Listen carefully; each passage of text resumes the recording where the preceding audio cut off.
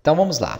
Aqui no seu PowerShell, onde está rodando a aplicação, onde está o servidor, seleciona ele, dá um Ctrl C para ele poder parar o servidor, beleza? Claro, com o servidor parado, se você vem aqui e atualiza, ele não vai conseguir encontrar esse localhost. Então, ele não vai conseguir exibir a página. Vamos ter que rodar novamente. Faz isso para nós podermos testar a aplicação. Vamos dar aqui um ngserve para que ele crie novamente o servidor. Né? E aí nós vamos testar a aplicação com os componentes. É sempre bom você recompilar. Então, nós instalamos, vamos recompilar para que a funcionalidade daqueles componentes passem a ficar ativa. Daqueles componentes não, daquelas dependências que foram instaladas.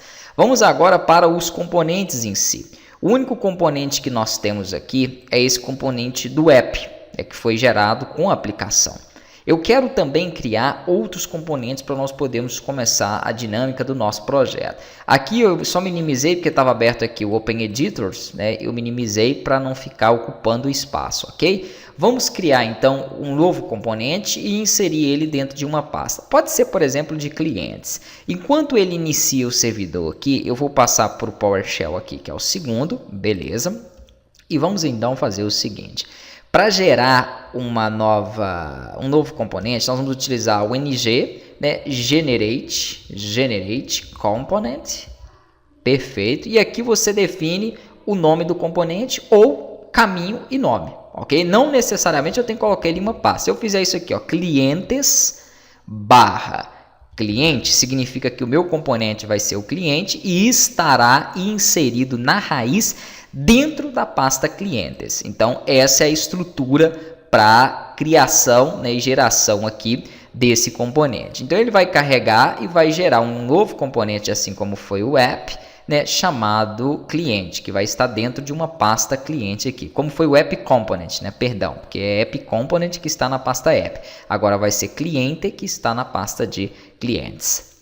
Então lá, ele compilou aqui, o meu, ele estava dando um erro no caminho, ó, ele estava me mostrando aqui o caminho que eu tinha colocado para o Bootstrap, né? Se eu não me engano foi um espaço que estava aqui entre ele, então tomem cuidado com isso aí, né? Porque se o caminho estiver errado, ele não vai conseguir compilar, obviamente vai dar esse erro.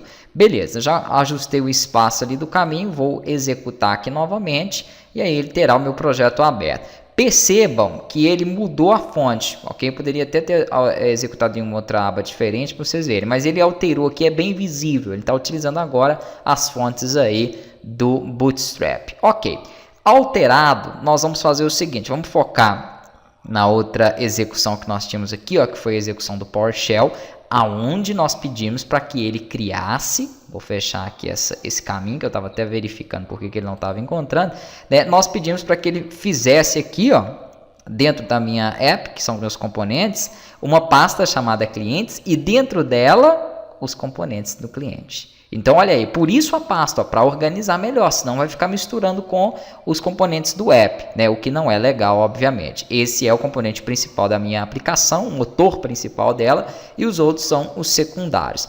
Como que eu faço para verificar essas informações, para conseguir chamar esse novo componente? Primeiro, abre aqui a página, vamos fazer alguma alteração. Em vez de parágrafo, pode ser um parágrafo, não tem problema não. Vamos colocar aqui, ó. Cadastro, vamos colocar aqui, ó, tela de clientes, pronto. Por enquanto não vou formatar nada não. Abaixo aqui eu vou colocar uma quebra de linha e vou inserir, né, um botão. Então vamos colocar aqui, ó, button, ok.